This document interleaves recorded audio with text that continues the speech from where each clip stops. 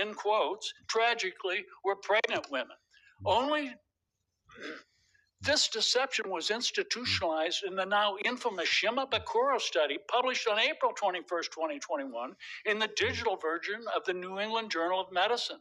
21 authors claimed the miscarriage rate was 12.6%, but the raw data revealed an 82% miscarriage rate in women vaccinated during the first trimester. This figure mirrors the effects of chemical abortion drugs such as RU486. Also, in the same journal edition, on the same day, an op-ed appeared by CDC Director Rochelle Walensky and Journal Editor-in-Chief Eric Rubin. These publications were riddled with conflicts of interest and deliberate misrepresentations intended to coerce pregnant women into taking vaccines. Subsequent studies have also claimed that COVID-19 vaccines are safe and effective during pregnancy and have been rebuked by respected researchers. These publications are fundamentally compromised by serious conflicts of interest, ranging from biased funding sources and institutional mandates, and even threats to their medical licenses and board certifications. Between 2020 and 2022, pharmaceutical companies paid $1.06 billion to reviewers at leading medical journals, the New England Journal of Medicine, JAMA, Lancet, and BMJ, thus corrupting the peer review process. At least 6 existing studies, 3 from CDC, FDA, and 2 from Pfizer, revealed major breaches in safety signals for COVID-19 vaccines and pregnancy. These findings were ignored. Conversely, countless independent researchers with no conflicts of interest published findings that contradicted the false narratives and the pharmaceutical industry narratives, only to be rewarded by persecution, censorship, and threats to their medical licenses and board certifications. This is not hypothetical. It happened to me. On February 8th, 2025, our team of researchers published a peer-reviewed study in Science, Public Health Policy, and the Law. We identified 37 adverse pregnancy outcomes significantly associated with COVID-19 vaccine, including miscarriage, stillbirth, birth defects, cervical insufficiency, premature rupture of membranes, preterm birth, and death of the newborn.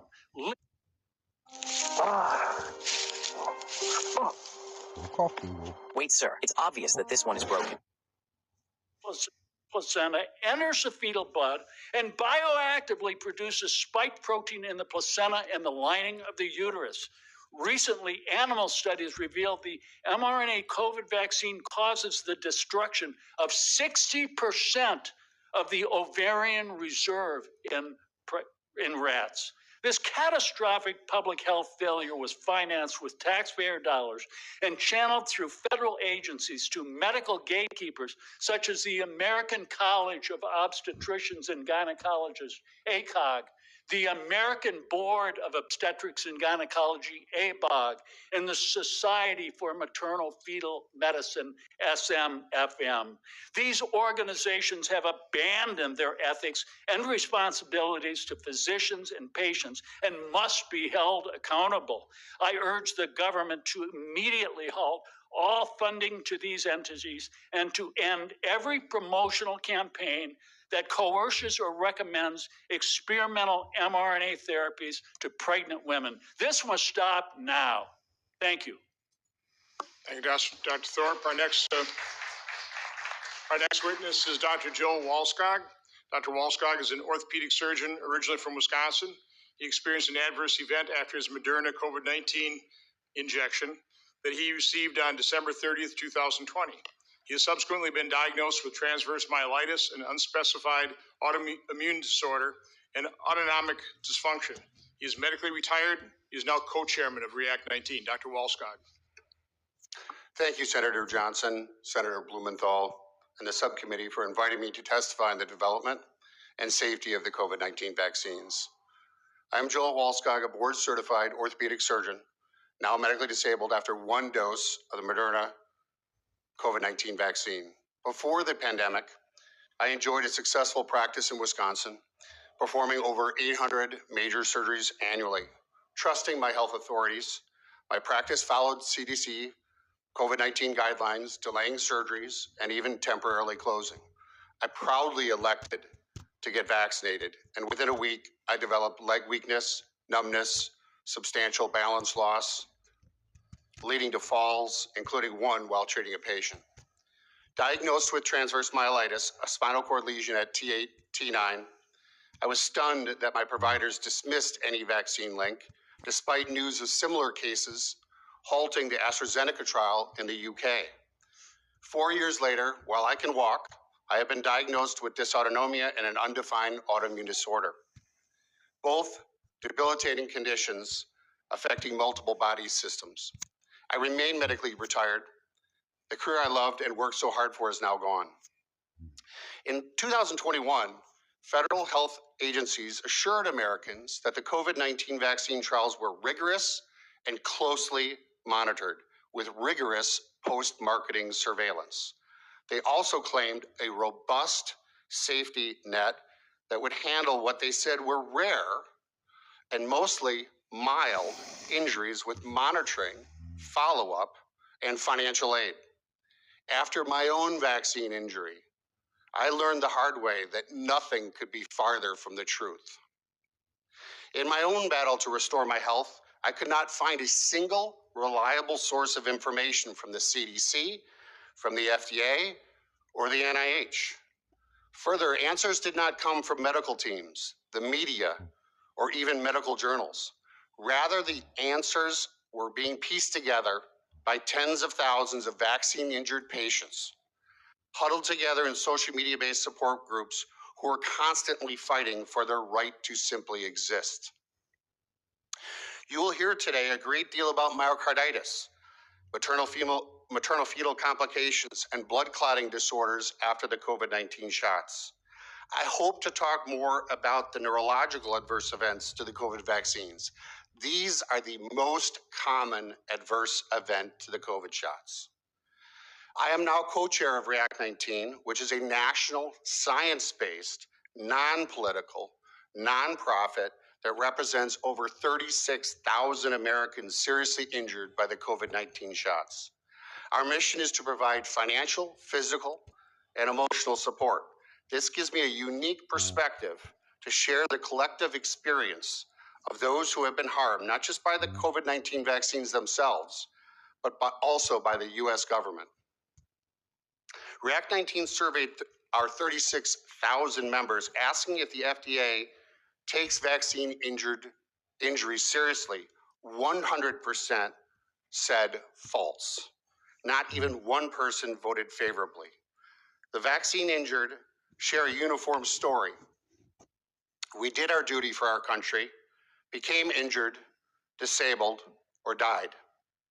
We further reported to VAERS and VSafe, repeatedly contacted our elected officials, and applied to the Countermeasures Injury Compensation Program, or CICP, only to face silence from the VAERS, no response from VSafe, ghosting by our own representatives, and a 98% rejection rate from the CICP. The many cries for help were ignored.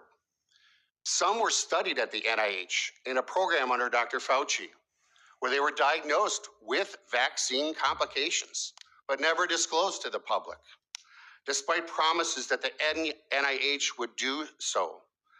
Privately, the agencies said neurological conditions needed early recognition and treatment, while publicly they remained silent and often denying that they were even treating vaccine injuries. Rather, they promoted boosters and high safety claims, while the White House directed social media to censor, quote, true stories of vaccine injury, end quote. Relegating NIH confirmed injuries into silence. That silence by health authorities, elected representatives, and even our White House has resulted in even more severe health outcomes and worse for many, death. The PrEP Act shields drug companies from injury liability and strips Americans of their constitutional right to due process and jury trial. This liability shield places the responsibility squarely on the U.S. government to address this crisis. Our constitutional rights must be replaced with effective safety monitoring and compensation. Today, these programs are dismal failures. Congress must urgently reform these failing systems or remove itself as a middleman and repeal the PrEP Act. An analysis of clinical trial data shows that for every 800 people vaccinated, one suffers a serious adverse event. We are here today to end the silence for the 1 in 800. It is time to stop politicizing vaccine injuries and start building meaningful recognition, research, competent care, and fair and just compensation. At React 19, we say we've had negative reactions, but we're about seeking positive actions. I will not stop until these humanitarian goals are met. Thank you. Thank you, Dr. Walskog. Our next witness is Mr. Aaron Siri. Ms. Siri is the managing partner of Siri and Glimstad with over 85 professionals. He has handled numerous high-profile cases involving challenges to medical mandates, restoring exemptions, agency transparency, including forcing FDA to release the COVID-19 vaccine licensure documents, and deposing immunologists, infectious disease doctors, and vaccinologists. Mr. Siri. Good afternoon. Thank you. Our vaccine practice, I believe, which has over 40 professionals, doesn't represent pharmaceutical companies, I believe is the largest vaccine practice in the world. When we litigate vaccine cases, we cannot rely on credentials or fancy titles. We have to prove our claims with high impact data and sources. For example, I saw a slide put up that showed 3 million lives were saved from COVID-19 vaccines. The citation to it was to the Commonwealth Fund. If you follow that, that's not a peer-reviewed study. That's a blog. It's a blog that used a mathematical model to calculate that 3 million lives were saved. So I agree with the Senator Blumenthal who said, quote, claims made, I think you meant regarding vaccines, we need to examine the evidence. And that's an example of that. We need to look carefully at the evidence we are relying upon when we are making claims about vaccines. I don't think that if I went into court and I was relying on a blog that used a mathematical model, I would be laughed out of court if I was making those claims about vaccines. But unfortunately, when it comes to promoting vaccines, well, that's what we often see. The underlying data is not typically really carefully evaluated. Claims about what vaccines do when they're positive, because our health agencies are responsible for promoting them, easily made. Claims that vaccines cause any harms or injuries often get ignored no matter how good the underlying data. I also heard that deaths sharply declined in 2021. Well, when you look at all-cause mortality in the United States, deaths in 2021 went up compared to 2020, and presumably most of the most frail, weak among us died in 2020 from COVID. We should have had a reduction in all-cause mortality in the United States. We did not. And those numbers you can't argue with. They're binary. You're either dead or you're alive. You can argue whether the vaccine killed you or didn't kill you, whether COVID killed you or didn't kill you. But it can't argue with all-cause mortality. And we did not have a reduction in all-cause mortality in 2021. We had an increase. And we really need to answer that question. We have sent many letters to our federal health officials trying to get an answer to that. With that said, not only do we need to carefully study the data and science before we go and litigate our vaccine cases, because again, I don't have a MD or a PhD or an MPH. We also need to understand the economic and regulatory framework around vaccines. And COVID-19 vaccines did not just fall into a vacuum. They fell into a very well-developed regulatory and economic framework for vaccines that has developed over the last 40 years.